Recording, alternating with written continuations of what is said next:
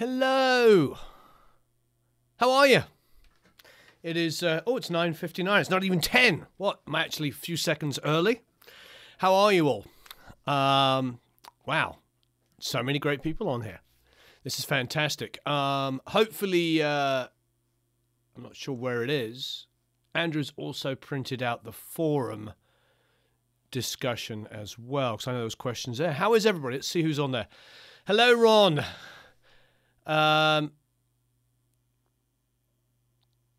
Okay, and he started, regrettably, I'm unable to participate. However, my question is, when is enough as it relates to tweaking mixes? I mean this from a personal standpoint of my own music. I feel like it can go on indefinitely. Have fun. I look forward to catching up tonight. Enough is enough. That's a huge question. I think there's lots of people have answered there, like somebody says, it never is enough. I think I'm thinking about this quite heavily, aren't I? The reason why I'm thinking about it quite heavily is because I realize that there's been so many times I've tweaked the tweak of the tweak. However, I went back and listened to the Aerosmith record that I did like a year afterwards, and there were so many things I wanted to change about the mix that I've learned since, but that to me they all seemed valid. They didn't seem so much tweaks. They felt more like actual big global things. Yeah, not hardly. Make it early. Hello everybody. So I suppose my response would be almost a question to Ron and to all of us talking about this. I think ultimately when it comes to mixes and stuff, it's more about, is it global? If I'm getting into tweakiness, it's not going to make a huge difference. I'm going to listen to my mix a year later and forget what that little tiny tweak I wanted to do. However, when I listened to the Aerosmith record, there was global things that I wanted to change. Like there was snare sounds and I was like, no, I do it so differently now and it would have been so much better, bigger things. So for me, it's that. Okay, I mix something until there's nothing that really bothers me, says Tom. Yeah, that's probably what it is. I think the reality is that you can call it up the next day and find little tiny tweaks, but I tend to try and think globally. I think one of the mentalities for me that I try to get out of is minutia. It's getting obsessed and spending too long on something. Anyway, so that's Ron. Okay, so let's go through everybody. Hello, Mark. How are you? Hello, Michael. Hello, Jürgen. Hello, Tom. Aaron, Matt, Gabor, Michael, Fred, and Elvis. If an artist has not asked you but is hearing your demos, you feel they need work on their songs, make them stronger. Do you suggest more woodshedding? After hearing a demo, yes. I mean, it's kind of when somebody plays me their demo. First of all, I think that's pre-pro. I think the answer to that question is pre-production. So get them in the room and work on the songs with them. I think that really is the biggest thing that I do is they send me the demos, and there's a few times they send me the demos and I'm like, sure, let's start recording. But most of the time I bring them in for a few days and we sit down and we go through everything acoustically. That really to me is like the best way to do it. Yeah, that's what I would suggest, quite frankly, is that you spend the time with them one-to-one going over the songs. And then if there's homework from there, like they need to work on particular ideas, then send them away that evening or the next day to do stuff. Is the list of the forum stuff? Okay, great. Okay, hey Michael, hey Not Hardly, Tom C. Just making sure I got Anon again. RJC. Who's everybody's real name here? Because there's quite a few people, obviously, with not quite a few, but there's a couple of people here with that are Academy members that I don't know their real names. I recognize quite a few people here. Hey, David Hammond, how are you? Ben Lipstein, hello. Darko Obretan, Martin, hey, how are you? Derek, hello. RJC is Ron. Hey, Mark. Fred and Elvis. Michael O'Rourke. Not sets in business, just listening. What do you think of countless online mixing service? Do they lack personality, like a one-day turnaround for a $20 mix world? That is just crazy. I mean, I just don't know anybody. I don't know how you could mix a song for $20, because if a song takes a minimum of 3 hours work, and that's me, 3 hours. It would take 3 hours because you have to set it up, you have to do stuff. What are they charging? They're charging less than. They're charging $6.66 an hour. Hey, Walking Air Dogs, otherwise known as Ken. I mean, $6.66. First of all, that's a very weird number. But I can't believe I would go with that. Simon Brown's real name is Simon Brown. Well, good. Wyatt Wee Wee is a.k.a. Mick. Lem will now be playing the part of Lem. So John 46 is Yannick Amaducci. Great. I have, my grandmother was from Holland, from the Netherlands, obviously. Less federal minimum wage, less than federal minimum wage. Yeah, that's crazy. I mean, if it's really $20 for a song, that's insane. I really don't know what kind of quality you can get. I mean, I'm just being honest. If I'm mixing either in the box or a console, it doesn't really matter. 3 hours minimum to get the song. Now, I've seen Crystal Algae mix the song in 20 minutes, half an hour. However, he had it set up by his guys. He had his drum samples put in. He had everything output the way he wanted it to be. He had all the plugins put on that he wanted to put on. He had it output through the console he wanted to do. There's 3 hours work. I mean, it's 3 hours including his 20 minutes and his prints.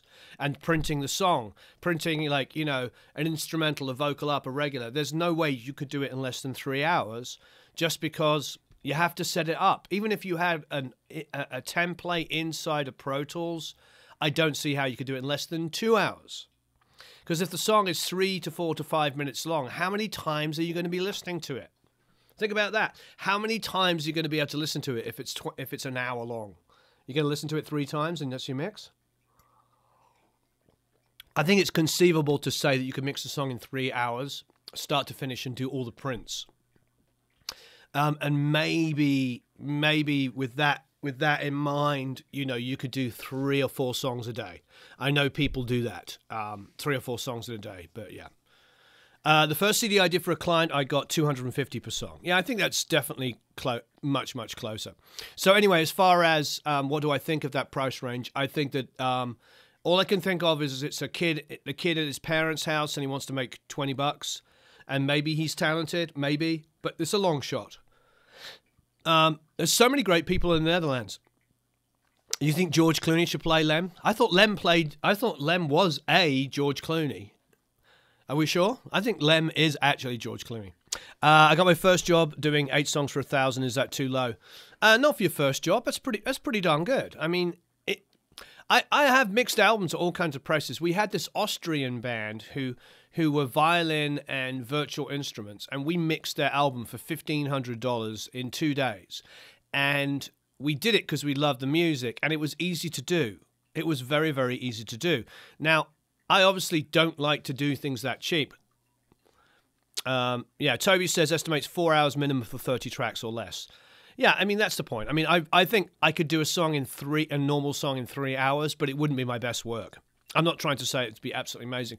And I think it's possible to mix 2 to 3 songs a day, especially when you're doing an album. I'm not saying you should, don't get me wrong, but if you've got a track up and because for me, the first song, like on the Rick Springfield record, the first song took 2 days to mix. So 2 full days to mix. It was like 1 day and 2 or 3 little bits of days. Came up to about 2 days, and not long days, like 8 hours. And I was doing other things before and after the mix. But let's say probably about 14 or 15 hours of work to get that song to be the way I wanted it to be. I spread it out over a few days. In fact, there was a 2 to 3 day gap before I came back and finished it. And then after that, every single song I did was less than a day, and most of it was 2 songs a day because I had laid the blueprint. I had created the template, if you like. So you can quite easily get into 2 to 3 songs a day when you're in an album world.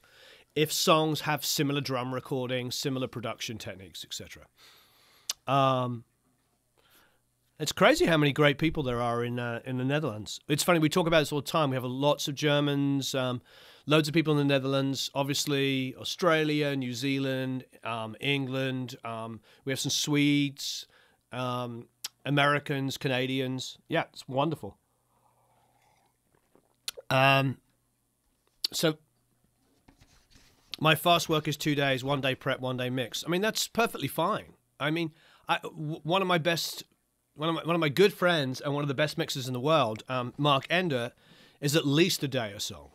He does not rush it. He's at least a day a song, and sometimes a day and a half. And I've had songs where he's taken 2 days to mix it.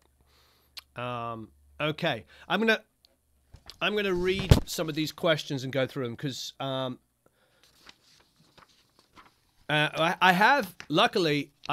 have nearly 2 hours, so I have to be at I have to be on the next appointment in Hollywood at 12:30, so I'm probably going to leave here around about 12. I was saying 11:30, but so maybe at least nearly 2 hours. So we're going to get through a lot of stuff. Okay, Anita says, how do you decide when to put into a contract for either recording, mixing, and production?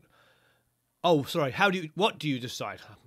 I'm reading it wrong, sorry. What do you decide what to put in a contract for either recording, mixing, or production? What if things come up that isn't in a contract, and how does that get handled? Well, I think that is really the purpose of a contract. The purpose of the contract is to get absolutely everything covered. A proper contract will be how many recalls is very important. I know with a lot of mixers, they do a 3 recall. Sometimes they do 4, but usually 3 to 4 recalls. We've all been there where bands will give you insane amounts of notes. And I have one artist who gives me notes and then I send in the mix, and then he gives me notes to the notes. And some of them contradict the notes he sent before. And I've had songs where I've recalled it about 7 times. However, I would call him, and you're going to think this is crazy, I would actually call him a good customer. It's just he gets carried away on certain things. I have enough of a relationship with him where I can push back at him and say, no, this is contradictory. It all comes down to relationships. But contracts protect you in all kinds of situations. But the first thing about contracts that are important is really, really important, is that you cover all of the basic outline of how long it's going to take, how much it's going to take to pay it. And if it goes past those 3 or 4 recalls, you negotiate a fee. Also, put stemming in there as a separate thing. Why do I say that? Because what happens, especially for me, and quite a few of you as well that work in hybrid, is it's not easy to print stems later on. So if somebody comes back to you and says, oh, I need, and they give you a list of 10 different kinds of stems they want, you need to put it into a contract, or at least make it very clear in email, because not everybody's going to spend money on contract. Remember, emails are very, very good. If you do your business entirely on the phone, you can get stuck. Because you can get like people going, oh, I thought you were going to, when we talked, I thought you were going to do all of the stems of the whole album included in the price. And for me, that's like 2 days work. Like to take an album and stem it all out to stereo electric guitar, stereo rhythm guitars, stereo lead guitars, bass, stereo drums, stereo keys, strings, background vocals, lead vocals on this console is 2 days work for 10 songs. So now maybe in the box it's significantly quicker, but it still could be a day of your life making all of those stems. And then them doing custom ones where they want, you know, like a kick only on the left and snare on the right and all this stuff for live. These are kind of things that you get asked, so you have to make sure you don't get tricked into doing it all on the phone. So make sure, if you can't afford to write a contract, which is totally understandable, because if you're making $1,000 for a song, that's actually not bad money. Somebody comes in for a day, you record a song, you make $1,000, God bless it. But if it then turns into, can you do this, can you do that, and all these extra things that they're asking, suddenly that, you know, that money gets really, really low. So make sure you have a paper trail. Make sure you have it clearly defined in emails, and that's on you to say that. So say in the email what you're going to do, how much, if you want, get on the phone, talk to them, negotiate the points, and as you're doing it, type it. and then say, hey, I'm going to send you an email immediately after we've talked with all of the points in it. And say, just send me back an email saying you agree. And if you have any questions, please do it. And write all that in the email. The price is going to be $1,000. I'm going to do X number of songs. I'm going to do X number of recalls, whatever it is. Lay that all out in an email. And then at the end, right, is that all clear? Is there anything you need to discuss? Look forward to working with you. Boom, send the email. And then if there's any discussion, you can go back to that email. Now, my lawyer says to me, he goes, if it's in an email, it's as good as legal. Now, don't get me wrong. He wants to make a contract every single time. But if it came to a lawsuit and you're going to court, if you printed out an email and said, look, it says here that you're going to pay me $10,000 when I completed and you didn't pay me, here it is on this email, and you wrote back and said, I agree, it's all bets are off. Okay. Second question, Jason King. Warren, you've given us great live hour mixing tutorials on YouTube, very informative. How long generally does it take you to mix a track from start to finish? What time frame do you give your clients? Like I said, on the quickest side, with setup and putting in samples, 3 hours is pretty typical.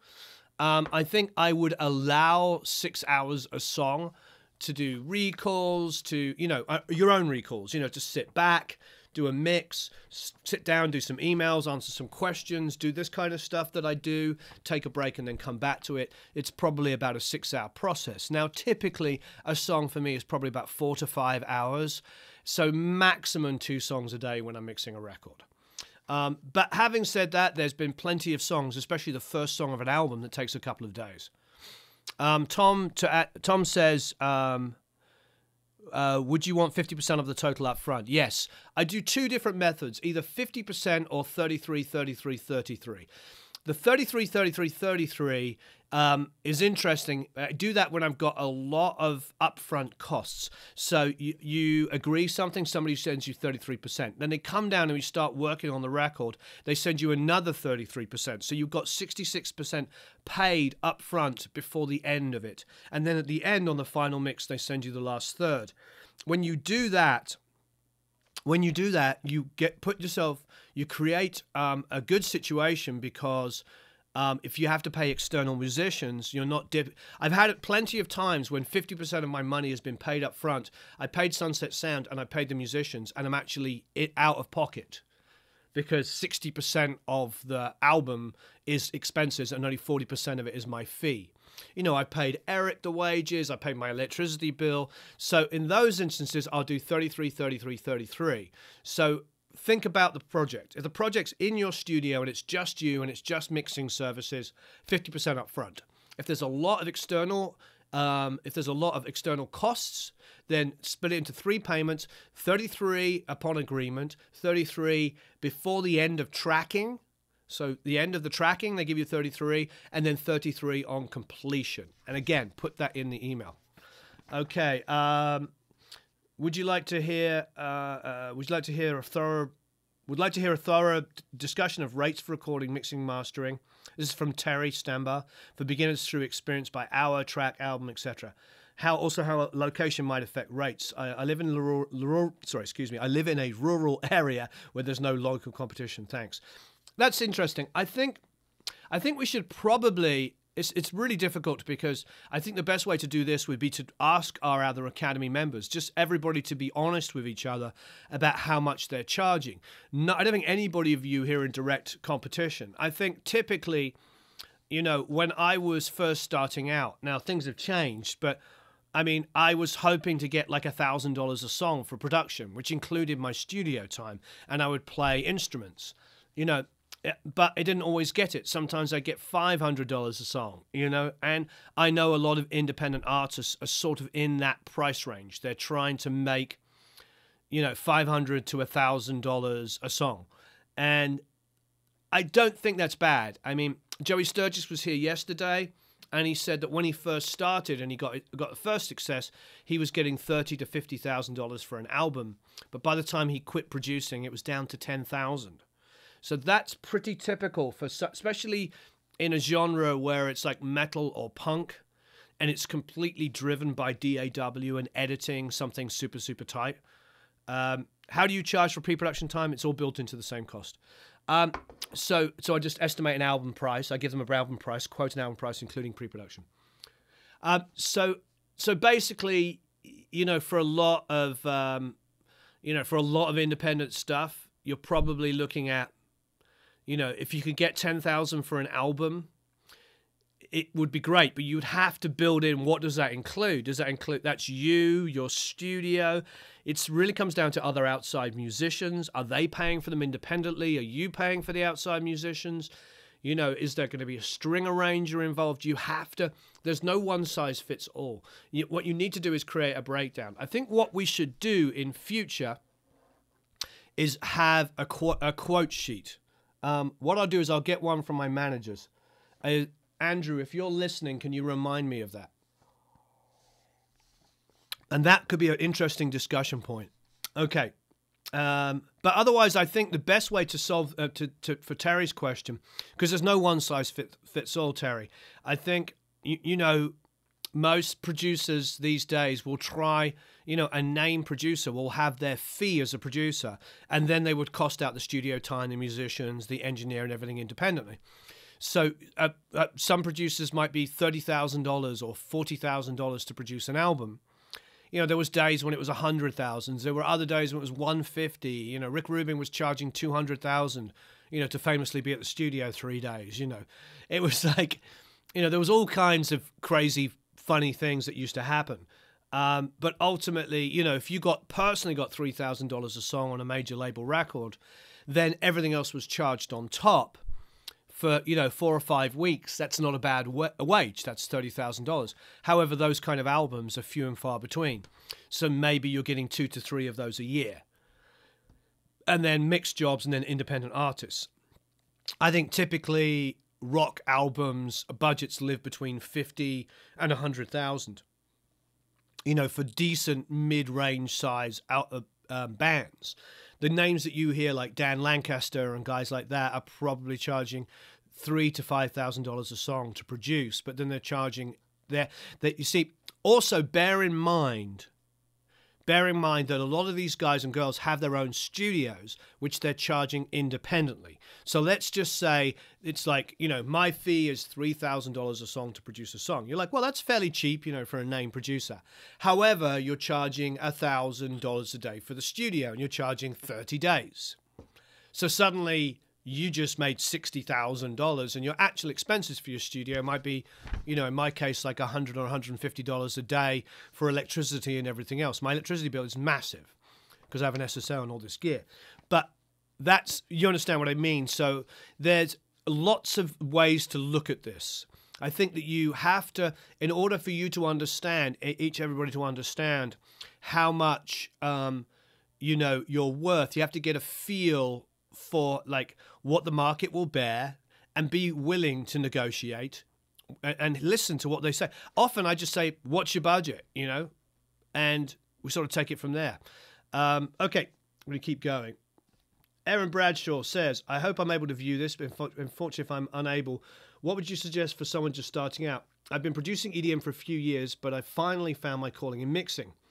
I did put a little plan together to get myself a decent standard for then proceed to scouting for bands, artists I've unheard of. Maybe offering them my services for a few songs or their first album at a very cheap price or even free. Okay, then if they like it, I would have formed a bit of a relationship we could charge for next album. Okay, I just did something for Joey Sturgis's channel, and they asked about this stuff. And number one, don't do a full album for free. Don't do an album free. Do a song for free. Mix a song for free. All the time. I do it all the time. That's how I got the Rick Springfield album. If I mix a song for free, I get the album. I always get the album when I mix it for free. So if they've got an album they want mix one of the songs for free. Spend a half a day on it. Spend a day on it. Do your best work. Spend half a day on it, take a break, come back the next morning, tweak it, finish it up, send it off to them. God bless America. If you get the rest of the album, great. But don't mix the whole album for free.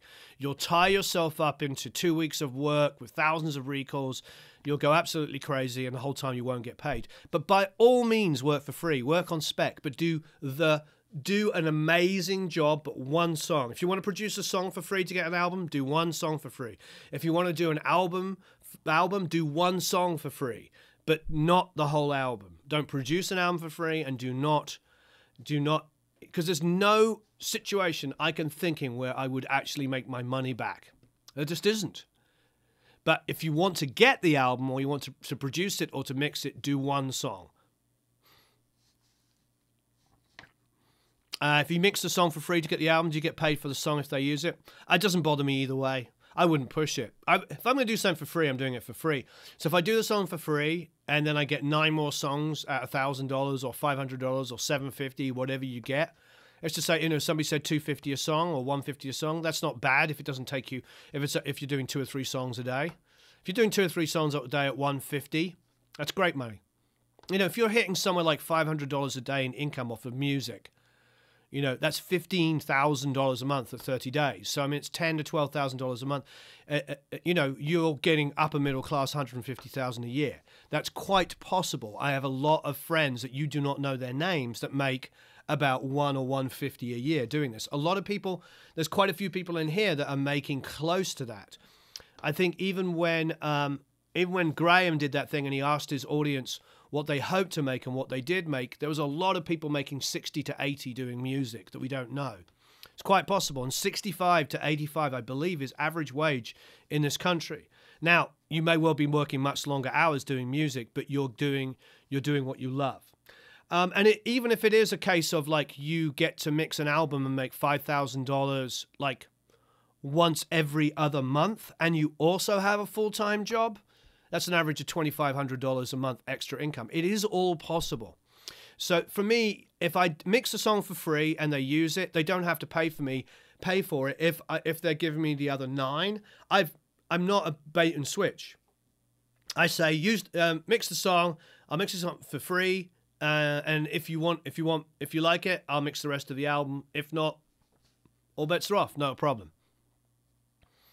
Well, it is when you love it, the long hours can be long hours only because one of the realities, and the reason why we're talking about this, one of the realities of what we do, Tom, is there's a lot of business involved. There's a lot of relationships. There's a lot of following up with calls, keeping people happy. I mean, I'm mixing Ace Frehley's Girlfriend's record at the moment, and it is a lot of work, and we're doing it super cheap because it's Ace. And that is the world you get into. You can't really say no to certain things. And that's kind of a catch-22. It's his girlfriend. It's the record. It wasn't that well recorded. I didn't record it. It's a lot of work, but it's a lot of work at less money. But we're in a business of relationships. This is Ace Frehley's, girlfriend. So what do I do? So there's always going to be that thing. And if you get put in those situations, I think what we have to do is keep these kind of forum stuff going on and keep doing this. I mean, this idea of doing this on Wednesday is really good for me. I really like this. I love this interaction and being able to answer these questions. So Aaron said to finally that, he's like, is this a good idea? I'll be wasting my time spending bettering my skills. Yes, you should only be doing one song, so don't do more than that. Is the company's labels that eventually send a portfolio to and hope I work for them, or should I be focusing more on freelancing? Focus on freelancing. Don't waste your time sending mixes to labels. They're only interested in hearing artists. Now, that's where it all changes. If you go out and discover a young artist, band, singer, songwriter, whatever it might be, and you produce them, engineer, mix them, and all this kind of stuff, and get them signed, that's how a label notices you. Okay, Dave Merkel said, what are the best entities to register music with beyond ASCAP, BMI, CSAC? What others like Songtradr? I'm not sure on Songtradr. I'm not sure. We have some stuff with them. They haven't really done anything. I'm not sure. And when I've been to a couple of those conferences with a song. I haven't. Yeah, it's I don't know yet. I feel like with Songtradr, when you go there and they've got this, like, this guy made $150,000 a year. They have the thing. That's the owner of the company. So they use him to show how much money, everybody's making, but it's him. So I'm thinking to myself, that's the owner. He started the company. He was just a struggling singer, songwriter, producer guy who had a few cuts a few years ago. and he started this company, and it's, you know, it's a smart idea for a company, but I can't really tell if anybody else is really making money. I know people every now and then go, oh my God, I made $1,000, and then they don't make any money for 3 months, and they're like, oh my God, I made $500, and I'm thinking to myself, I always get a little wary of those business models. Do you know what I mean? I feel like you're giving your catalog to somebody, and their power is. Andrew didn't take the phone with him.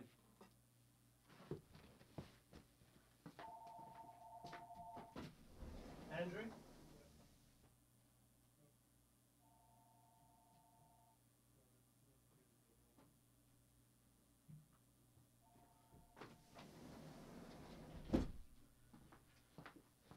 Sorry about that. We do this on every live call. I'm like, take the phone in there with you.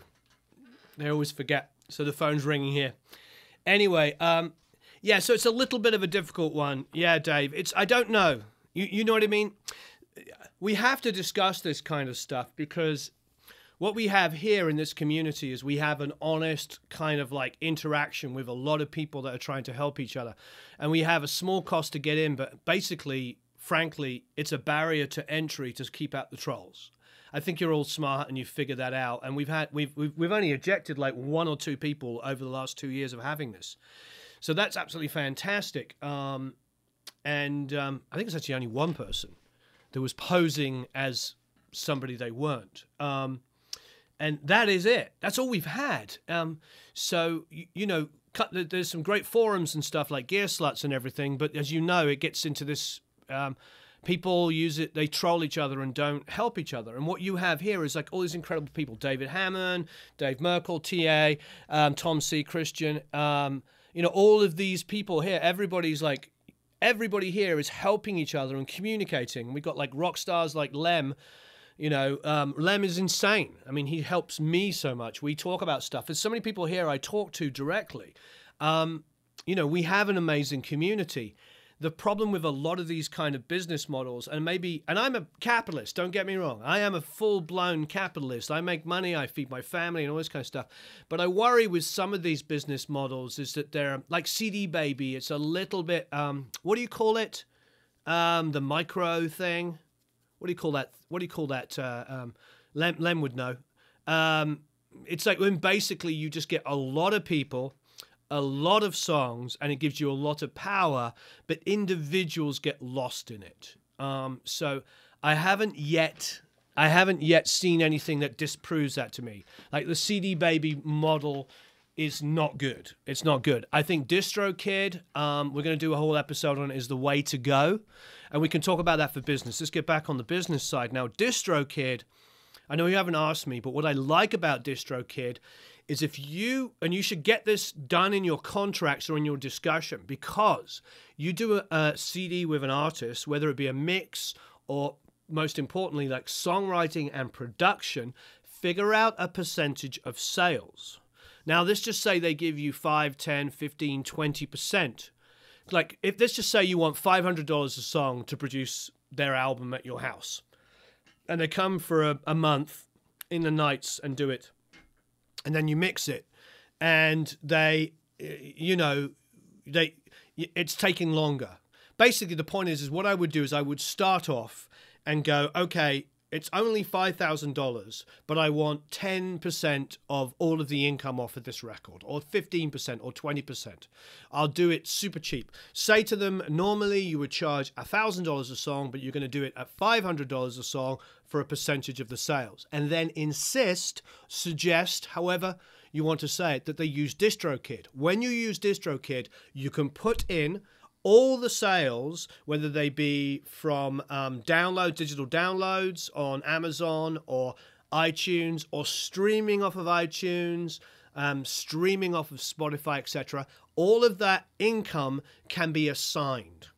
So basically, you go on there and you say the artist is called John Smith, and AJ Hazard is AJ, you're the producer, and John Smith gets 80%. And AJ, as the producer and the co-writer of a couple of songs, has agreed to get 20%. And then every dollar that comes in that's collected by DistroKid from streaming, from digital downloads, etc., is assigned that way. So from record one, you will make money. So that is what's beautiful about DistroKid. And it's cheaper than CD Baby. It has a better reach. That's what I would do. I would highly, highly suggest that. Drip Nip Business says, I think they call it micro something. I can't remember what it's called. But anyway, yeah, that's one of those kind of things. I haven't yet seen, I have a lot of friends. See, out here in LA, we all know each other, and I know the guy, the guys that did that. It's the guy, these Australian guys, and we used to have the same manager. And I remember they got like half a dozen cuts in the early 2000s, and it sort of fizzled out. But anyway, so... hey, Song Kid, sorry to drop off for a bit. I saw your earlier question. I hope you saw my earlier question. We'll try to catch up here in a bit. What was your question? Quickly ask it again, please. Because we've got nearly 2 hours we're going to do, so I'm going to try and get through everything. So before you go, please ask the question. Okay, I'm going to go through all of these, though, and then we'll keep talking from it. Okay, great. So now we're going to move to the Facebook ones. So anyway, Dave, so yeah, Song Trader, I don't know, the jury's out. They haven't done anything for us. We have a lot of songs on there. We haven't seen anything. I feel like you have to shake the tree with these kind of companies. So yeah, we'll see. So Alexi says, how to get clients via the net for online mixing, mastering work, how to copyright your mixing work. You can't copyright your mixing work. There's nothing you can do about that. You can't. I mean, that's just one of those things. It happens all the time. People will take your mixes. All you can do is get paid and work out a royalty. We talked about royalty. Like I say, DistroKid is the way to go. How to get royalties from mixes you do for your clients. That's really, really difficult. It's really difficult. That's where you have to work on a deal. That's where I would say work on a deal with email and use DistroKid. Especially make some money with the music, any websites to get clients from mixing and mastering and stuff. I would say, honestly, the best way to get clients is to have a really great web presence. That is the number one thing. Have a really, really good web presence. Don't just, don't just sort of like hope that music's going to come to you and just because you're really good. People at work, there's 100 people that can do any one job, and you work with the person you like out of those 100. So make yourself amenable, easy to communicate with, answer questions in a really respectful way, treat people with respect, don't talk down to anybody. I mean, you know that. Look at us. We're all of us are equal here. We're all learning from each other. There's no egos here. Yes, DistroKid will send each person a check. That's why we like it. So basically, make sure you're approachable. Put yourself out there. Make sure you have a social media presence. Now, don't get caught up in numbers. Do not get caught up in the numbers game of buying like 1,000 friends or likes or 10,000, whatever. That is irrelevant. You need real engagement. TuneCore, I feel the same way about TuneCore as I do CD Baby. Use DistroKid. For real, TuneCore have a pathological hatred of DistroKid because they've come in and done so much incredible work. It really rattled the fronts of TuneCore. TuneCore could have done a much better job in what they did, but they didn't. And I think DistroKid saw all of the things that they could improve and did. And I co-own a digital distribution company. That company, Mondo Tunes. I have a tiny little piece of it, and I still recommend DistroKid. It's just like, I feel like to me that's the way to go. I'll do a little bit more about it. I was going to do a whole episode on digital distribution.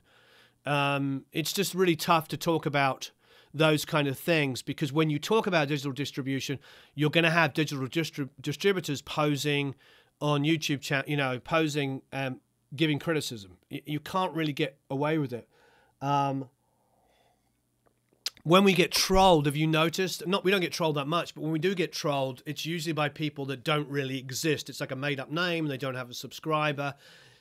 And sometimes it's like one person who has 3 or 4 accounts to make it look like there's a discussion going. It's pretty bad. I mean, that's how competitive people get. And there's obviously people who have more time to troll and stuff like that. So I always worry about talking about things like DistroKid, TuneCore, CD Baby, because I know it's just going to be all-out war, you know. But inside of this academy, I can be really blunt and honest. That's the point of having this. And okay, so Alex's question is sort of being answered as we go, but the reality is the way to get work is to be approachable and easy to find, number one. So have your own Facebook page, have your own Facebook business page. Do not put the word official after yourself. Don't be Alexi Mixer official. Don't make it sound like you're above anybody. I'm just Warren Hewitt. The reason why it's called Produce Like a Pro and not Warren's Place is because I do not want, I don't have a Warren's Award show. It's like, that's not what this is about. This is about community. And I think that you have to remember that. You need to create community and trust with people. And the way you do that is by being honest and open and approachable. And that's what, you know, that's what we hope to do here, and that's what you're all doing here together. That's why every time we do a Feedback Friday, I always encourage collaboration. I'm not saying you have to do it, don't get me wrong. That's not a prerequisite, but it's the part that I love. It's like when I see people coming on earlier, for instance, like everybody's saying hello to each other. It's amazing. I mean, that is exactly what we want. It's like you're all greeting each other. You've all met each other. You know, that is what, oh, Matty. Yes, you know the person we ejected. Yeah, so I don't think it was Anne. I think it was like, I don't know, think of some Ronald in New York, I think it was. It was somebody who knew a lot about New York and nothing about the town they claim to be from in England. It is what it is. They'll probably sign up again under a different name. And to be honest, if they come back under their own name and they are themselves and not pretending to be somebody else, that's perfectly fine. I have no judgment. I want people, everybody's inclusive in this, no matter on race, creed, religion, you know, whether they're a girl, a guy, or whatever, it doesn't matter. That's not what this is about. We're all here to help each other. And honesty is the best policy. So I don't know, Alexi. I think that it's hard to be... This whole discussion is what we're talking about, Alexi.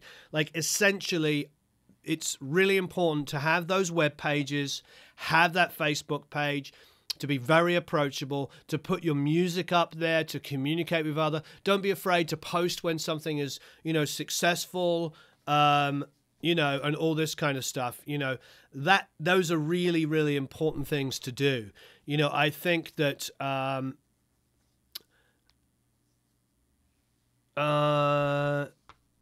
Ron says, "Hey Warren and all, did you send out an email link to all for this event? If not, it's still with my primary email still." Did everybody get the email for this? I'm assuming they did. All right, signed up with DistroKid and just in case. Yeah, I think DistroKid is the way to go. Yeah, posing as a girl you know, there is a lot of girls in here. There is a lot of girls. And that's what's so wonderful. A lot of women in here.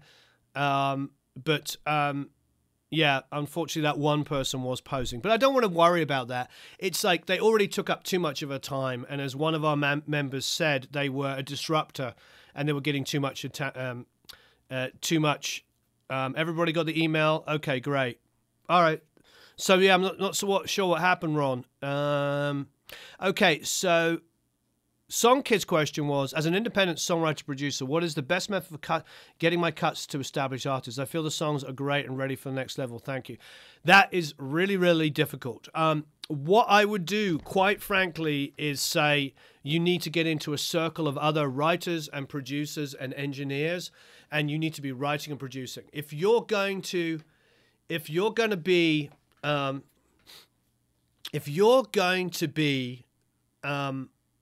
songwriter producer for pop songs, we're talking about pop songs, like chart pop songs, you need to get in a room with them.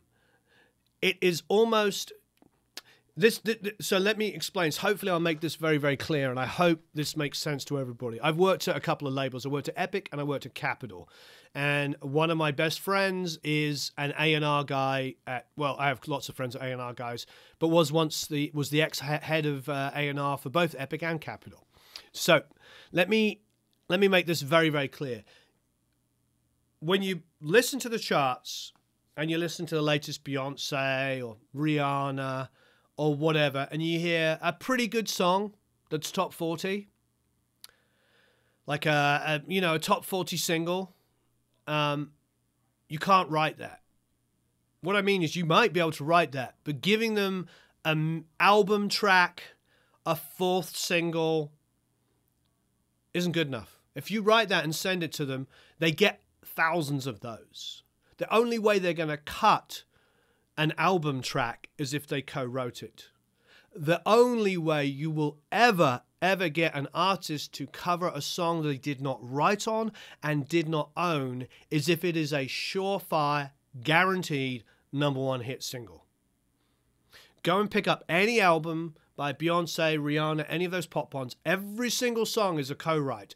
And if there is a song that's not a co-write, it's either going to be one, a cover of a very famous song because they're paying tribute to somebody or some other reason, or it's a song that somebody wrote, like Diane Warren, who never co-writes and is a guaranteed #1 hit single. There is no place for, I've written a song. You can't just write a song and produce a track that's good enough to be on their album. There is 10,000 of songs vying for that one good enough to be on the album. The way that you can get your own production and songwriting is not to be good enough to be on that album, but to be better. That's the only way it's going to happen. There was an artist, I can't remember her name, I'm completely blanking. She was a girl singer and her song was covered by Beyonce and was a #1 smash. Remember there was a big thing about it because she wanted to be an artist herself, and what's his face, huge mogul, completely blanking, Clive Davis signed her, basically gave her own record deal and put out her own single as kind of a commiseration for Beyonce having the song. I'm blanking on the song. It was a really famous song. That's the one. That's the one song. It is the #1. So if you want those songs, if you want those songs, you need to get in a room with those kind of people. And so it's not even about having the songs. It's about, like, you need to be physically in a room. So if you want to write country songs, move to Nashville. Go to Nashville, make relationships, build. It doesn't just work. There's no like, hey, here's a song and it's great. You need to build physical relationships with people. If you want to work on pop stuff, then move to LA. Move to LA, set up a studio, send your songs to managers and stuff like that. You need somebody to represent you and get you in through a room, but you need to give somebody a reason to want to help you. So basically, if you've co-written a song with another writer and it's great, and that writer has a really, really good relationship and it has a publishing company and all of those kind of things, that's the way it works. That's the way it works. You need to get into a situation where you're co-writing with other people. There is no other way. So if you want to write pop, then be in LA. Be in LA and start co-writing with people. Get your name out there. Send your music to all of the big pop writers and get out there. But you need to be here if you're going to do that. If you want to write country, go down to Nashville and do the same thing. There's no quick solution. That's just kind of the reality. Now, it doesn't mean that you can't be Ryan. So Ryan came from Denver, moved to LA, and worked here like crazy for years until he finally had a hit with Apologize. And then, after being here for a couple of years, he moved back to Denver and now lives there and is able to fly around, and people also come to him because he's Ryan Tedder and he writes #1 hit singles. But he didn't start in Denver. He started in LA and then went back there afterwards. Would love to move to LA, but it's a bit on the pricey side these days. Yeah, I mean, it is if you want to live as well as you do in the Midwest or wherever you are. Yeah. I mean, Anaheim counts as LA as long as you don't mind driving into LA every day, you know. I mean, there are so many ways you can work remotely. You can produce remotely, you can engineer remote. I mean, you know, you can mix remotely. But when it comes to songwriting, if you want to write with the artist, you've got to be in the room with them. Now, it doesn't mean that you can't have incredible bed tracks and send them around, but they better be absolutely freaking amazing. They can't just be good. They've got to be amazing. Fred and Elvis says, my singer drives to Nashville every 2 weeks to write with established writers. Yeah. Clint says he'd rather move to Key West and write rock music. Yeah, so I'm not trying to Christian Gilman. Yeah, the winners from Music Gate were announced when they won a few months ago. There is a winners page. You can go and click on it. I don't know off the top of my head. I feel like you've asked that question a couple of times, and a couple of different people have answered that the winners are listed. I'm sure it's you, Christian, but yes, the winners were announced, and they are on the page. I don't really want to stop in the middle of a stream to find it for you. I mean, it just takes one person to find it. If you don't want to do it, I think I've asked this before to you. Is somebody on the Produce Like a Pro and can just point them to it? They're listed on there.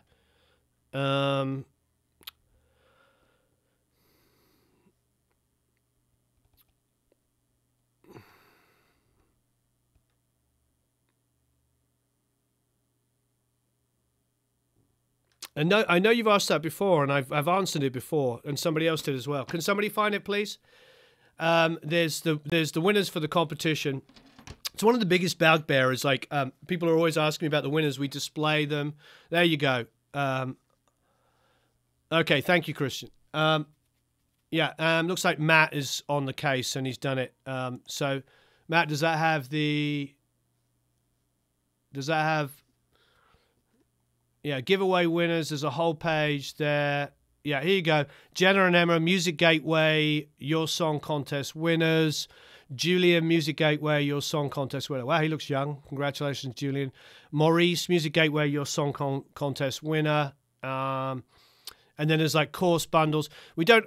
I think all of your Song Contest. Sometimes people don't send us their photo.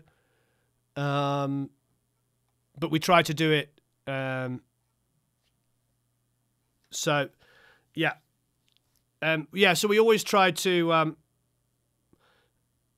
yeah, not everybody sends their picture. So if you do end up winning, please, yeah, please send us your picture and stuff like that. Okay, let's get back to the business. You know what?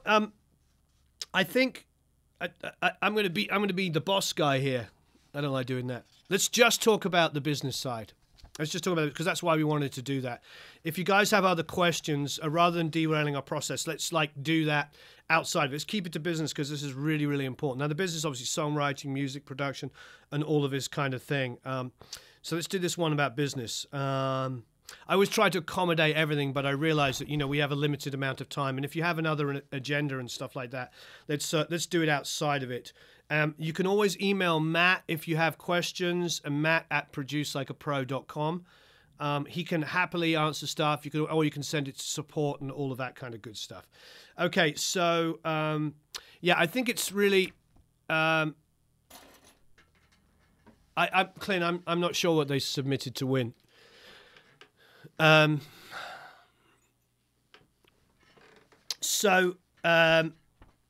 Okay.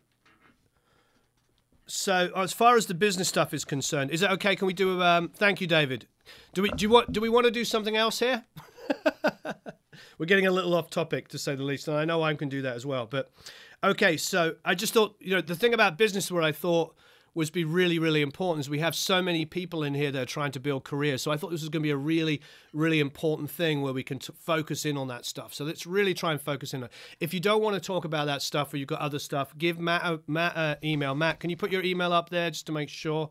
And if you guys want to talk to him about that instead, that would be absolutely fantastic. Let's try and concentrate on the business stuff because I get so many emails about this and I think it's a really important thing in what we do. Let's try and get back on track with that. Okay, so as far as like the songwriting thing is concerned, my experience has been that's been really, really important is like you need to be in the room with these guys. So if you want to co-write with an artist, you need to get in there. You know, it's really, really important. It's like, it's not going to come any other way. And I've been sent so many songs by people to pitch. And the problem is like some of them are really good. Some of them aren't as good as people want them to be. And I'm trying to help. But most of the time they're pretty good. Sometimes really good. Very rarely do I hear anything that like completely blows my socks off. But the reality is like not everything on an album is like that. But you can't pitch. You're not going to get an artist to listen to you in those situations. You need to get the artist involved in the song. It could be a B-side or an EP song or a deep album track. But in order for it to be a deep album track, I think that it's really, really important that they co-write. You're not going to get that on your own. I know I keep saying it, but I feel like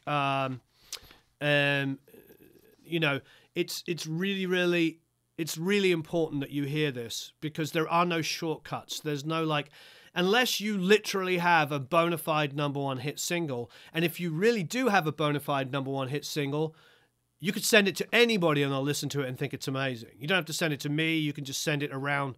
It's like, it's going to get heard. Put it up on SoundCloud, promote it.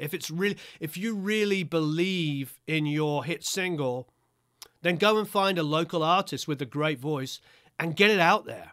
That's the other thing, is if instead of like hoping that there's a quick kind of easy fix that you're going to send it to somebody, and, oh my God, I'm wealthy and I'm getting tons of cuts, do the legwork, because the way that producers get noticed is like I said, you take an artist, you develop them, you get them signed. That's how a label will notice you. There is no sort of shortcuts. Everything I've done has been a lot of work, and I know that puts people off because they want a shortcut. They want the Mark Zuckerberg kind of like took an idea, kind of stole it from somebody else, sold it for $380 billion, and now they're an authority on everything in the world. Everybody wants to be that. Everybody wants to be Mark Zuckerberg. And of course we all do. I wish I could grow up being Mark Zuckerberg, but the reality is there's no substitute for hard work. And 61 is not too late. Definitely not too late. It's definitely never too old to build or start a career. Okay. Ron says, make me rich. Yeah. Okay, let's get on. Jürgen says, what do you do if you're mainly interested in writing music, producing demos for other musicians? How do you protect your work? Well, there's a couple of things that is very, very interesting. You should read about the case with George Harrison. It will give everybody better perspective. Now, the reality is you can copyright your songs, but the way that you win or lose a copyright is not based on. The point is, I can pick up a guitar now and I can write record it, send it, copyright it, all that kind of stuff, and then 2 years later you can write a melody which is exactly the same and sing it. If it never came out, if my music never came out, was never heard, and could never be proven to be heard by you, then I would not win. That's the point. That's what the Spirit Led Zeppelin case is based on. They're trying to say that Jimmy Page stole it because they toured together 3 years before. Now, everybody that understands music, you're all smart enough in here, know, as Rick Beato was saying the other day, that is one of the most common chord progressions ever in the history of chord progressions. So if it's such a common chord progression, it's like so many different songs, and it doesn't even play the melody. It just plays the low part of the melody, which is the descending line, which is the common part. And that's all it plays, the first part. It doesn't play the...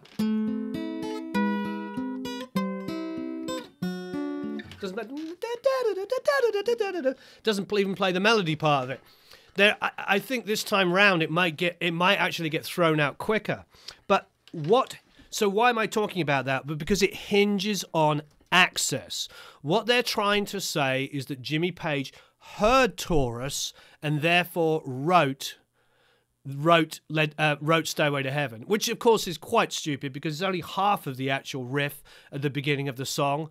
It's not the melody, it's not even the guitar melody, it's not the vocal melody, it's not the lyric. It's really, really tough because, you know, that's like, you know, New Year's Day to celebrate, you know, it's I Just Called to Say I Love You. It's like, they should sue Stevie Wonder. It's like, golden lady, I'd like you to do that. I mean, just on pop songs. You know, it's Michel, ma belle, Sunday vont qui vont faire bien ensemble. So it's Michel as well, you know, and then it's all the jazz songs. Michel's even the same thing. It's really a preposterous suit. But unfortunately, I think for a lot of people that are naive, that don't understand music in the way that you all do, they hear it as a guitar part and go, oh, well, it was a guitar part. You know what I mean? You know what I mean? It's like they think because it's the same instrument playing it, but it's really, really, it's really unfortunate. You know what I mean? It's very unfortunate. Okay, so basically, what my point is like you have to prove access. So you can copyright all you like. You can spend money with a lawyer if you like. You can, and you should register with ASCAP and BMI or CSAC or whatever. Of course, you should do all of those things. But in order to win a case, you have to prove access. Now, a friend of mine, I can't say who it is. A friend of mine wrote a song, played it live with his band in the 90s. The band that he was opening for, the singer, very famous singer, came up to him and said, I love that second song in your set. What is it? And my friend naively gave him a cassette of the song. They never released the song themselves, the band. The band that took the cassette then, 2 years later, put out a single which was a worldwide #1 smash. Huge success. He took them to court and he eventually won. He did eventually won because he proved access. He proved that he played the song every single night. He also had people say that they knew or saw that he gave him a cassette of the song and that the singer had the song. Now, he was lucky. If he couldn't have proven those things that they had access, it just would have been considered coincidence. The problem is like the music to that guy's song wasn't like a generic thing. It was a really famous piano riff that somebody else wrote a massive song over. So he didn't, I think he only got like a smaller percentage, like a 5, 10 or 20%. I don't remember what it was, but it was a decent enough amount of money. But the point was, it was like the vocal melody was built off of the piano melody. So it wasn't like, you know, like a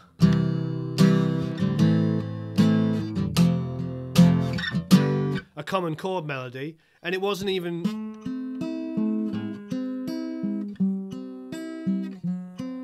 it would have been if the melody was included. Like, I think Spirit would have had a case if they had gone,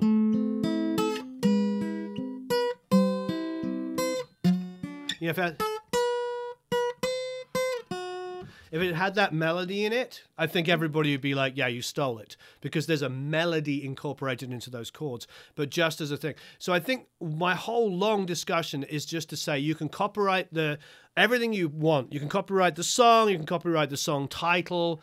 You know, I wrote a song called Good to Be Alive, and I sent it to Ben Singer, Andy Grammer's manager. They didn't use it, but about a month later, they wrote their own song called Good to Be Alive. What do you say? You know what I mean? It's like, it's annoying. They took the title of the song I sent them, but can I sue them? Of course not. It's just a title. It's just life. That is life. You know, the Beatles wrote Let It Be, and so did the Replacements. They wrote a song and an album called Let It Be. I mean, I don't think any less of any of these people for coincidence or for titles and stuff like that. So I think we have to sort of make sure we're in this kind of, you just remember, you can do all of those things, but if you want to protect yourself, make sure you put it out.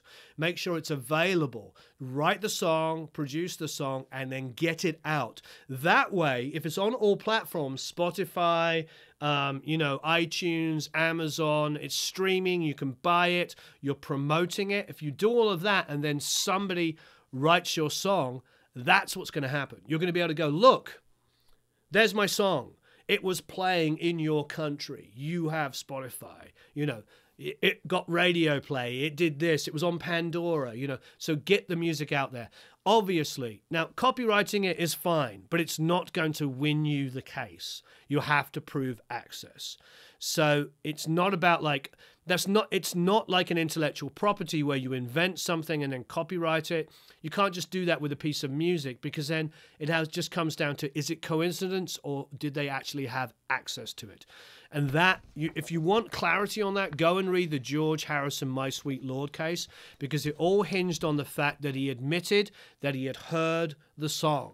So he heard, you know, she's so fine, you know, he heard She's So Fine, and it was the same chord sequence and it was the same melody. Now, it was a horrible case and they should have come to a much better agreement. In the end, he ended up owning the song, which is hilarious. But anyway, okay, so that's a long answer, but it's really important. Make sure you have the music out there. All right, Mark Becker says, my question is close to Jürgen's one. If one wants to build as a catalog as a songwriter and present it publicly, what license is the right one? Can I use a Creative Commons license? What are the license procedures that may be preferable? I'm not entirely sure what you mean. I mean, if it's your songs that you wrote and produced, you know, and you host them on your site or you put them up, you own the copyright to them. So make sure that you have registered them everywhere. Make sure, and basically, effectively, that's as protected as you can be. You cannot, you know, it's not possible to like police everything. You just can't. I mean, nobody can tell. I could take Sgt. Pepper's, have a party tomorrow and call it Sgt. Pepper's and have everybody dressed as Sgt. Pepper's, but nobody from the Beatles is going to come down and say, did you pay a license fee to use our music in your Sgt. Pepper's themed party?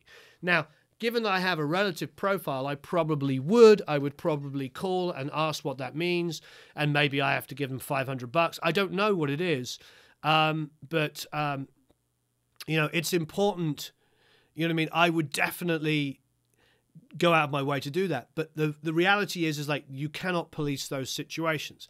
So you just do whatever you can do. Yeah. Well, I think the good artists, you know, copy, great artists steal is Pablo. It's also Shostakovich. Lots of people said that. But that's the difference between, like, that's the difference between, you know, going...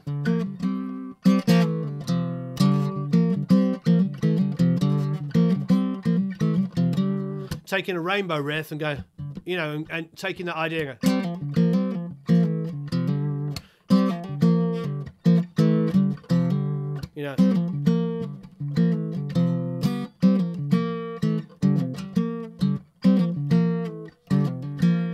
So I just made another riff out of it.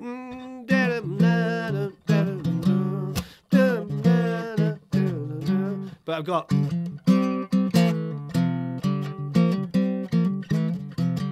The point is I just made another riff from that same idea. So that to me is like, that's the good artist borrow, great artist steal. I basically took that idea, I took that fingering, I took that idea and thought to myself, I can write a new riff with that.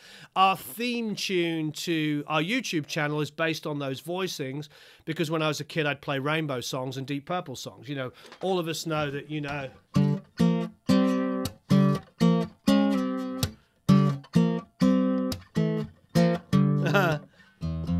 It's not. It's... So we all know that voicing. So when I wanted to write something that was kind of, you know, a cool thing, I went to use that voicing. So I'm definitely stealing that voicing. I'm stealing that idea. I'm stealing that movement, but I'm writing something fresh. To me, that falls into the, you know, a good artist borrow, great artist steal, because you're taking so much more. You know what I mean? But that's how everybody's done it. I mean, does that mean the first guy that went, you know, owns the blues, acoustic blues, you know what I mean? Or the first guy that went...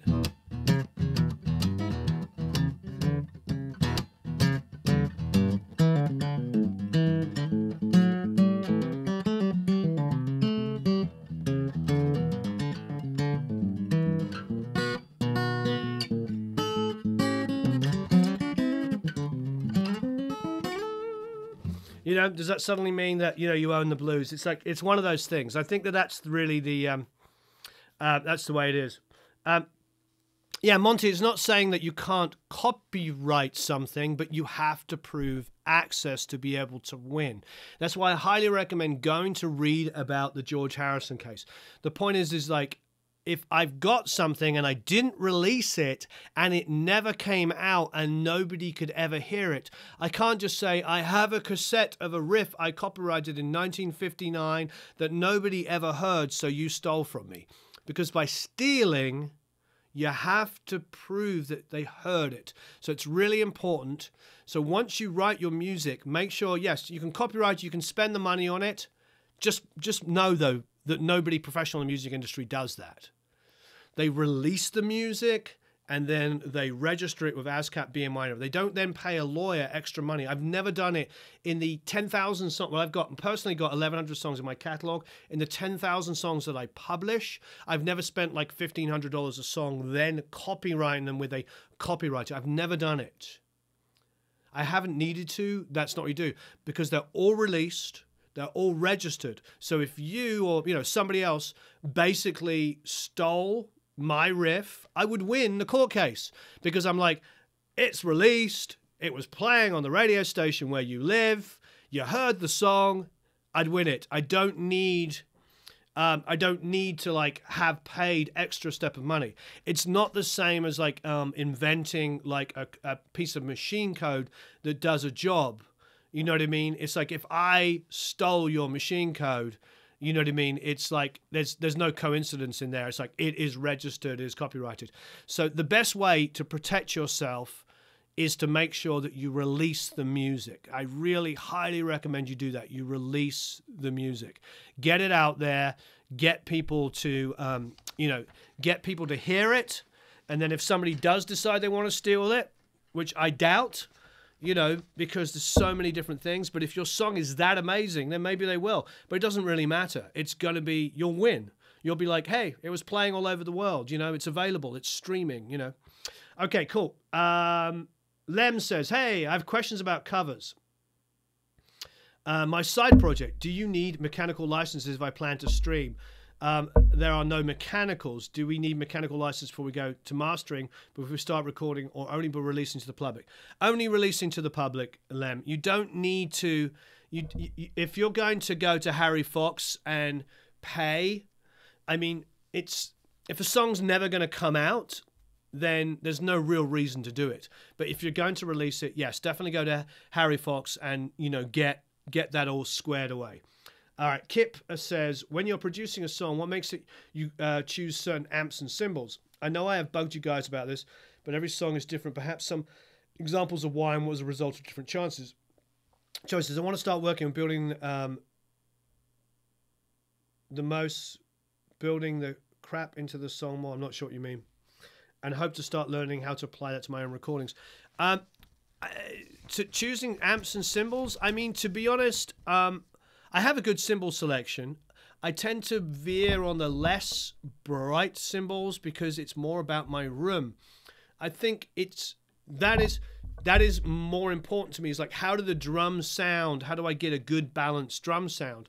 If I am recording drums and the cymbals are so thin and so bright, you know, my whole room is just a wash of cymbals, I'm not going to be like, I chose those cymbals because they're right for the song. You know what I mean? I would use darker cymbals and then I would brighten them in a mix if they needed to be brighter. But I wouldn't want these really thin, harsh sounding cymbals drowning out my kick and snare in my room. So there's other reasons why I choose cymbals. And then with guitar amps, the same kind of thing. I'm choosing them based on different things. For guitar amps, it's like, well, that's such a big question, because like I'll have like maybe a thick sounding guitar for rakes to fill out a chorus, but a high line might be more mid-rangey. I might want to go for a sort of a line that's a bit more mid-rangey, you know. So how do you register a song with ASCAP without a copyright number? I don't know. I've registered on ASCAP, I don't know, maybe 1,100 times. I've never needed a copyright number. It creates the number for you. So you go in there, you put in the song, go and open up ASCAP, BMI, or CSAC. You'll go in there, it'll ask the name of the song, if it's an artist, if it's released.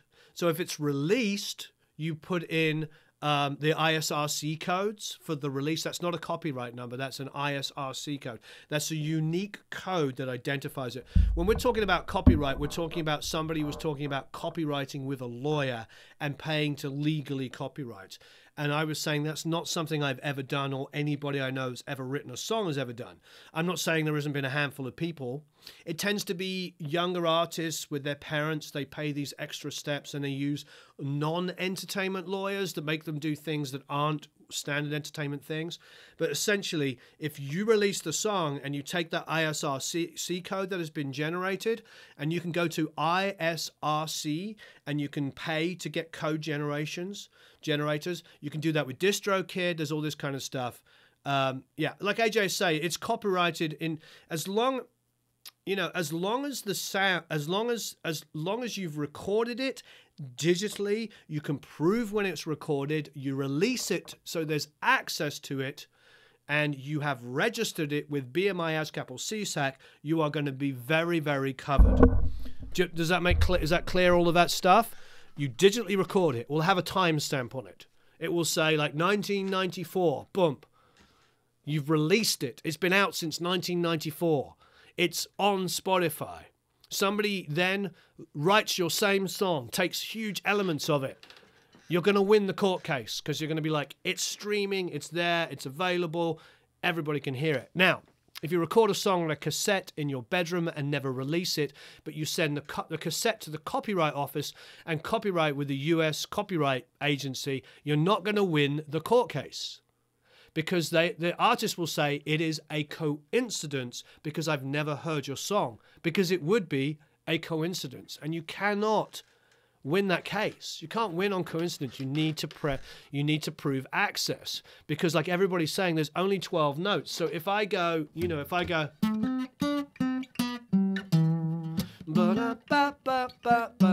and you had a song that you wrote in 1994 that went, I'm not going to win if it's on my cassette in my bedroom and it's copyrighted with the law office. Not going to win it. But if it's all over the internet and easy to find, and I have a digital timestamp and it's registered with CSAC and ASCAP and BMI and it's all professionally done as much as possible, I can prove, well, you know what? How do I know that you didn't go to Spotify and listen to it? So you've got to be careful. There's the other things, steps that you need to take. You need to register the song, you need to digitally release it, and you need to make sure it's out there. And then you have access, and that is the most important thing. Have you had any of your music synced? Tons of it, yes. Tons and tons and tons. So yeah, Lem, going back to your question, yes, definitely get hold of Harry Fox, the Harry Fox Agency, and, pay whatever sync fee it is. But you don't need to do it until you're finished. Because if it's not going to go online and be streamed or anything, it's not before it actually comes out to the public. Just make sure you do it before then. And so, Kip, yeah, as far as amp sounds, it really just comes down to each track. I'd have to know what the song was to really give you an opinion.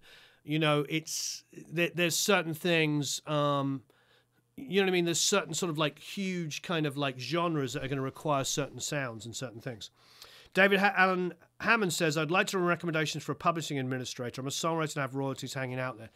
I mean, it's tough, because Coldball will do deals, but how much royalties do you have? If it's, I have lots of uncollected stuff and I have some collected stuff. So I don't really...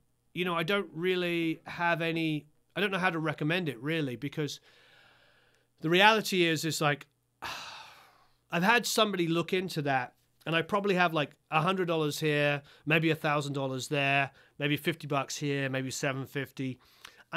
Mark Broussard's second biggest song on Spotify, I wrote. His third biggest, I think I co-wrote as well, but he didn't write his second biggest song and I wrote it, and I think we've seen like $150 off that. Trying to get money on this stuff is very, very time consuming.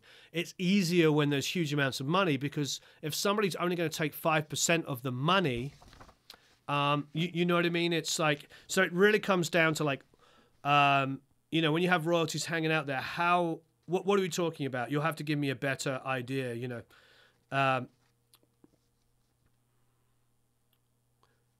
Yeah. So look, so Scotty's saying here, I think I said this as well. Yeah. He says, when using DistroKid, they can generate the ISRC to you. Do you see any issues with that, or should you sign up with ISRC to generate your own code? I think if they generate it for you, that's fine. Depends how much they charge you. If you've got a lot of releases and they're charging you for the privilege, then you just sign up for your own ISRC one, and you can do it that way. And also, it means that if you didn't release through DistroKid, you'd always have an ISRC code. I don't think it's much. I want to say like it's $100 a year or $100 forever. I don't remember. Hey, Bengt, I definitely wouldn't, with any of these businesses, I definitely would not assign publishing to them. If they're putting out your song, there is no reason to give away these so David says it might be a few thousand. Over how many songs, though? If it's one song and it's a few thousand, great. But if it's 100 songs with $10, $20, $30 on, that's where it gets really sticky. I mean, do you have album sales with tens of thousands of album sales, you know, with songs on it? If you have album sales with 1,000 album sales on, it's pennies, and it would be hard to find somebody to do it. Excuse me. So it's really, it's tough, you know, because it's just simple economics when you're collecting stuff like that. If somebody is going to spend, you know, a week to make $500, it might not work. You know, it might be a week of their time. In the reality, you know, because that's a very specialist job that takes a lot of phone calls, a lot of emails, a lot of work. So I think that's very important to sort of kind of, you know. Okay, so getting back to Scotty's question, having one, blah, blah, blah, blah. So, yeah, as far as that, I mean, if I was releasing lots, and I do, but if you're releasing lots of other people's music and you have a lot of releases, I personally would have your own ISRC code generator. If you're only putting up songs occasionally on DistroKid that are your own, then you could probably just have DistroKid do it. Aaron Bradshaw, I can't remember which song is now, but it's a song by Huey Lewis, a new sports album that sounded very similar to the bass line to Ghostbusters. Yeah, they actually did come to a, they did actually come to an agreement on that, just so you know. Because that's a pretty huge part of the song. It's like Every Breath You Take. You can't take the guitar line and say that it's only chords. There's things, you see, that would constitute melody, you know? If you went... If you went like that, if you wrote another song over that, you can't say, "Oh, those are just chords." I mean, that is the hook. That's a hook of a song, you know. And if you know, like,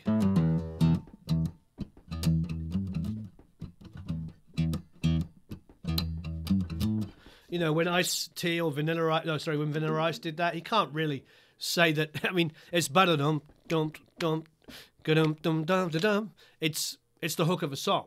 You know, there's no way any jury is going to say that that's okay. You know what I mean? So there's common sense. I think that's a lot of it. You know, a lot of what we're talking about is common sense. One question says, not hardly. When a song with music from one song and words from another, I still the music is still copyrighted, lyrics are from public domain. Well, I think, yeah, I mean, if you're taking something that's public domain, you're okay. But if you're taking something that isn't public domain, then yes, that they will still be a songwriter. The problem with that is that you have to negotiate, because they might say they might want 100% of the song. You know what I mean? You may get nothing from that. You can't be, if you're taking public domain lyrics, you can't own that. And if somebody else owns the music, then you really don't own any of it. So they'll take 100% of the song. I'm about to release my single on DistroKid soon, and I'm with BMI. Can I register my single myself on BMI using ISRC from DistroKid. Yeah, absolutely. If one, it doesn't matter where the ISRC is generated. If DistroKid generate the ISRC code, write it down. Then when you go to BMI and register your song as the writer or whoever the writers are, it asks you who released it. You know, like what's the name of the artist, the name of the song, when it was released. You write down the date, and you can put in all the codes and everything. And that way, it will be easier for them to track it. Oh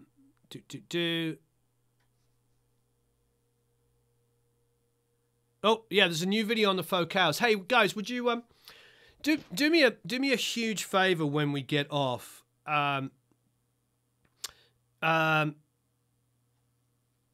Scott Chandler's asking a great question here, but and I'm going to answer that in 1 second. And I'm almost done. There's one more question here that we didn't get to from the forums, and I'll get to that, I promise. This has been really great to do this. I think we should do this all the time. This is really, really constructive. I really want to encourage everybody here to work together and do this. It's great. But I was going to say, rather selfishly, when you get off, there's a faux cow. So can you see them? Can you see them just there? I'm pretty loath to move it. See? There's some new faux cows. So we're going to give them away in a giveaway. They're $2,200. I know Scotty is a fan. So, but basically, yeah, it's pretty exciting. I can't remember what ISO I can't remember. International Standard Recording Code, maybe. That's my guess. International Standard Recording Code. Basically, that's probably something that what it is, Lisa. I mean, it's basically the number that will, you know, get everywhere, all over the world. And anyway, so there's two questions. Scotty's question. Scott's question was, will my PRO BMI cover me performances for royalties in Canada, Europe, Australia, and basically will cover me outside of the USA? Yes, it will. Big publishing companies actually end up having PROs in individual countries because they collect money quicker. What do I mean that? So if you're a big publishing company like, you know, Sony ATV, what you'll do is, you know, Cobalt or whatever, you'll have a you'll be registered with all of you with ASCAP, BMI, CSAC, etc. in the US, but then you'll do each individual country as well, because the PROs in America have agreements with the other PROs all over the world. They collect the money and they figure it all out. But if you're a big publishing company, you cut out the middleman and you have agreements with every single individual country. But as an individual songwriter, producer, publisher, publishing your own material, just have BMI collect it for you. And once you start getting success, you can start thinking about it differently. Oh, so it was International Standard Recording Code. Isn't that hilarious? I think, but let's be honest, I bet if I put a poll here to the 100 people watching here, all 100 of you would come back with that answer. You know what I mean? I think it's quite straightforward. I don't think I'm a genius. I think I'm just saying the obvious. I know you're all just as smart, if not smarter. Hello, guys. I'm almost time to open my studio to the public. One of the things left to get right is the cost issue. I've never had a mix delivered to a mixing studio before. What is the average price to those studios to mix albums? Is a good average studios to recommend me to check out? I mean, there's no average price. I do think competitively with mixers that have a bit of a resume, online I see $500 a lot. I see a lot of $500 mixes. I see some $400 mixes and occasional $250s. But I think if you're paying $500 to somebody that has some albums and some stuff that you can reference and you like the sound of, I'm not a genius, AJ, but thank you. But I think, you know, if you can, that's probably going to be a good going rate. And I hope that everybody here can build up to that if they want to be independent mixers, to get the $400 to $500 a song and do 1 to 2 songs a day and do 10 songs or 20 songs a month. That's what I hope we're building here, is that kind of community of people that are going to help each other to get to that, because you're not in competition with each other. You're all helping each other out. We do this to have, first of all, to basically satiates everybody's like love of music. Don't get me wrong, that's a primary reason. But the secondary reason, and just as important, is to build careers. And if we can get people into the $60,000, $80,000, $100,000 a year making music or more, then I think we're doing a really good job.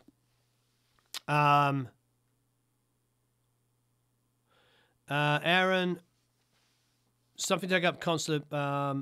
What's Aaron? Apologies being left to talk, but with you moving for the UK, I was wondering, you might know. My partner has an opportunity with a job to move to the US.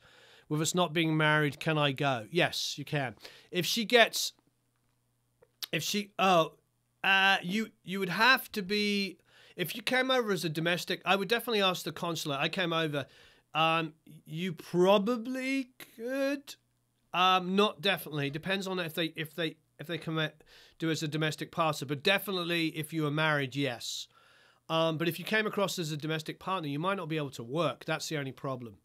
But I definitely, as suggested by Simon, you should definitely ask the U.S. consulate. You should definitely have her, when she applies for her O1, I presume it's going to be an O1 work visa or H1 or something. That's kind of what we're looking at. AJ said he made $850 from mixing this week. That's great. That's really, really good. Thanks, Scott. And Christian says he'll do $499. I mean, the reality is, I think, if you can get to the $250, $400, $500 price range, and you can get to the 2 to 3 songs a day, if you're all making $500 a day, 5 days a week, that's $10,000 a month. I mean, that's $120,000. I suppose with holidays, $100,000 a year. Where that is a great thing to be aiming for, especially if you're not living in LA or New York and you can buy a house for $300,000 or $400,000. I mean, you're living really well. So I think these are the kind of things. It's quite right, Aaron. I don't mind answering. I just have a limited amount. I can tell you about O1s and green cards. I've done all that stuff. I had a graphics client that paid CLA $6K for one song. Jeff, do you want to charge a friend $1K for a song? I'd be happy with $250. Yeah, I mean, this is what's happening. Labels aren't paying CLA $6,000 anymore. It's what happens is a lot. What happens a lot with independent clients, if they have a lot of money, is like the big producers, engineers, and mixers will come in at their highest possible rate, and they will get paid it. You know what I mean? I'm glad you enjoyed that Art of Recording documentary. Producers have huge resumes and records on the wall will make more than someone like me, even if I did as good of a job. Maybe. Not always. You'd be surprised. I think with a lot of these older mixers, they don't have a sound that sounds particularly current. So if I was an EDM dance guy, why would I go to one of these older guys? It's not going to sound like radio-ready songs. It's okay radio-ready 90s, 2000 rock, but not like EDM.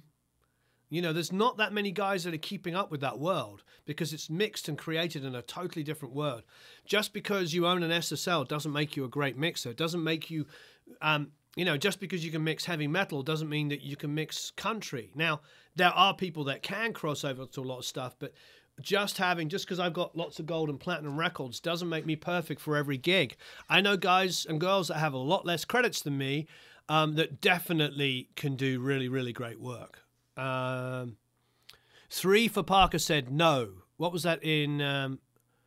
Starting my home studio next month, says Christian. What would you recommend me getting for gigs, recording, mixing, producing? So this is the question. So I'm glad. I'm going to answer this specifically because we talked about this for Joey Sturgis for his academy, and basically asked me that question and we did it. What I would do is I would, number one, doesn't matter where you live, I would get out. Get yourself out there. Go to shows. Find artists you like. Go and find artists you like and offer to produce their songs. Do one song for free. Then go online. Find artists you like. Write to them. Offer to mix a song for free. If they don't like it, they won't use it. You don't have to go out there and offer to do work for them for a month, but if you're going to work for them for a little bit, do it. Offer to do it. Get yourself, build your resume.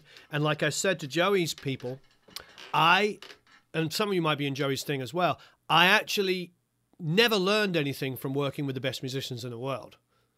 I learn stuff from working with average musicians that I have to fix up, I have to work really hard with to get great results, you know.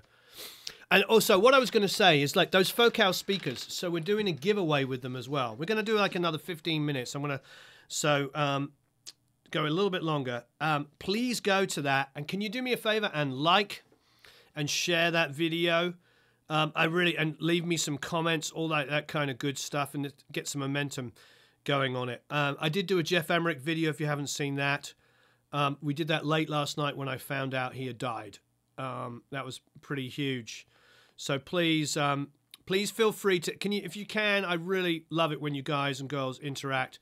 If you can go and interact with us on our latest videos, that would be absolutely amazing. I mean,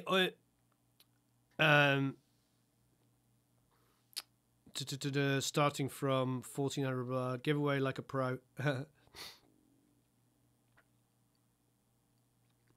So basically,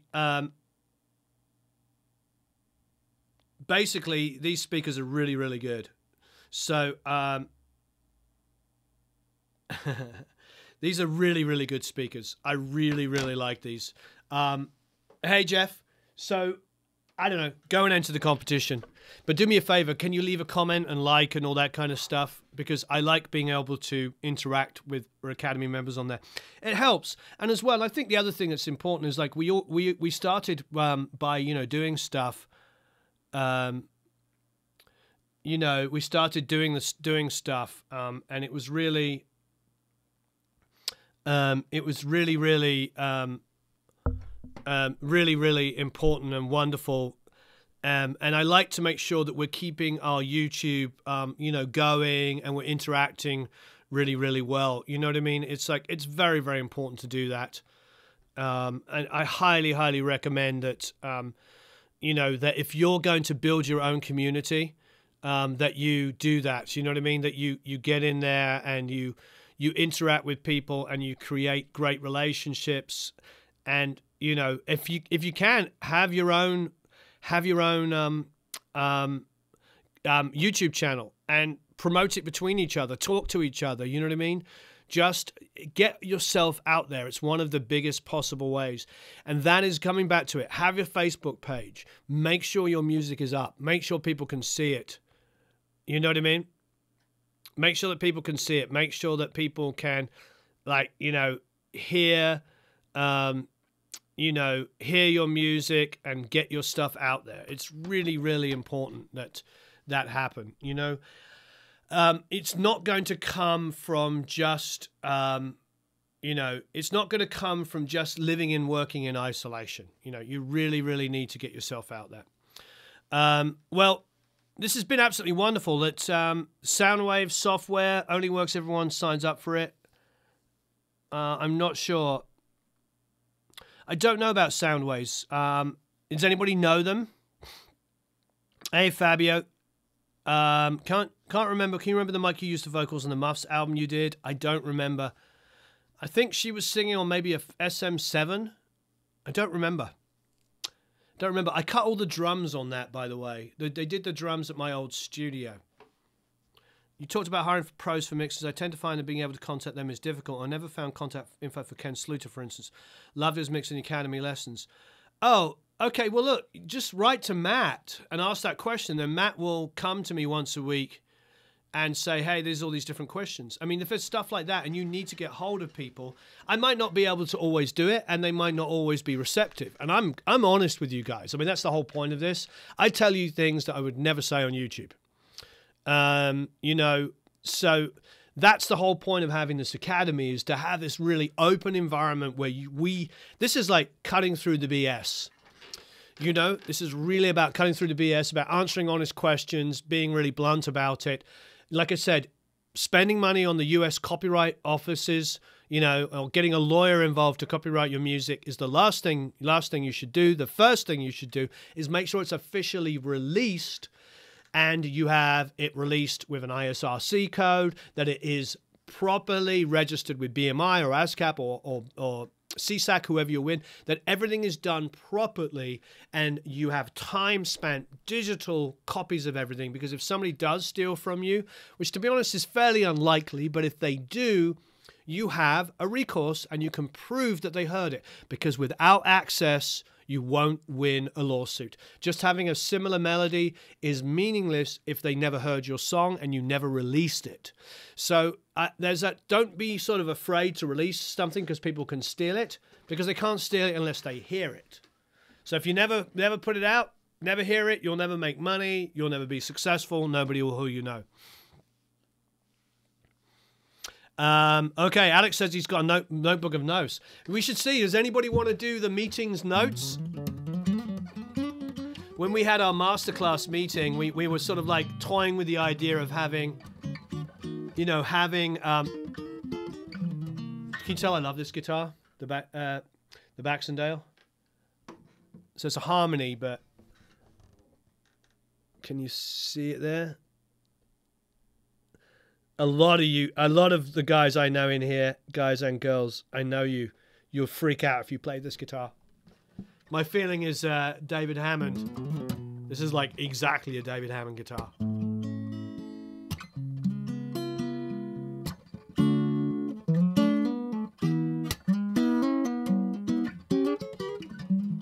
Yeah, so what I was saying is like when we had our masterclass, we had like a big dinner at the end of it, and we talked about like roles that people could say.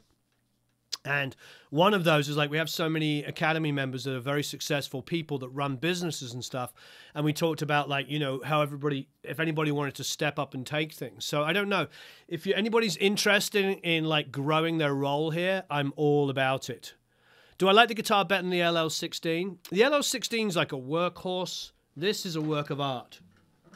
You know, it's a work of art. It's a beautiful old guitar that has been properly restored by a proper master craftsman, and now has more personality than I could ever imagine.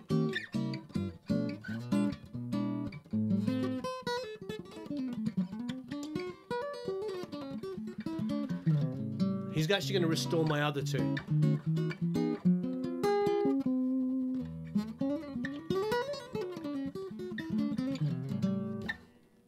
When should a person feel confident to start charging for mixing? I think if you follow my plan, you'll be able to do it. So the plan is that you go to artists and you offer to do one for free. And if they like it, you keep doing the album, then you can charge. You know what I mean? It's sort of a bulletproof plan. It's like basically saying, hey, I'd love to mix your album. Give me a song to mix. If you like it, let's do the whole album together. So then you've got the confidence, don't you? Because they go, oh, I love your mix. So how much do you charge? And you're like, well, what's your budget? And, you know, you can say it even before. Maybe you go in low. It's $150, $250 a song. But that's how it goes. All right, AJ, you want to grow a role here? You want to take minutes? I mean, that's one of the things we could do is we could do discussion points of meetings. We could talk about the questions. We could like streamline it a little bit so that because I tend to waffle on, as you know, but if we can streamline a little bit, it could be really, really good. I don't put a sheet over the console to hide the settings. That's quite silly, yeah. Well, thanks ever so much, everybody. I'm going to get going in any minute now. This has been amazing, and I want to do it again next Wednesday. If we can do this on a regular basis, I think we can really, really help. So do me a favor, go to the latest video, enter to win the faux cows. That would be absolutely amazing. I mean, please enter to win the faux cows. You know, be really, really good. If you can, like and share that video, leave me comments. You know, let's get some momentum going on that. Those are it's just really, really wonderful. That I love the speakers. I really love them. I wish I could play them and make some sense to you, but it's going to be going through the little Lewitt mic, which I don't know if is really going to show them off. Thank you, everybody. I love doing this. Yeah, if we could do summaries, AJ, you want to do that? You threw yourself under the bus. Is there anything we didn't really cover? And I still think we can talk about more stuff. You know, we can definitely cover more stuff. And I think if we do this, you know, I think the more we do this, the more we're going to get a feel for each other and how we can help each other out. because this is a really, really big thing. I'm contemplating how we can do mix critiques of individuals' mixes, because I think that's something that everybody is looking for, and I'm just trying to figure out how to make that cost effective so that we can actually spend the time doing it. So that, I think, would be a really, really good thing for us to talk about. There's lots of other stuff. It seems that there's never enough time to do everything that we would want to do, but it's really, really good. A backing vocal tutorial, yeah, we could do that too. Already liked and shared the video. Thank you, M Mixing. So yes, please go to the Focal video. Here it is. I just put it up. Those are the grills.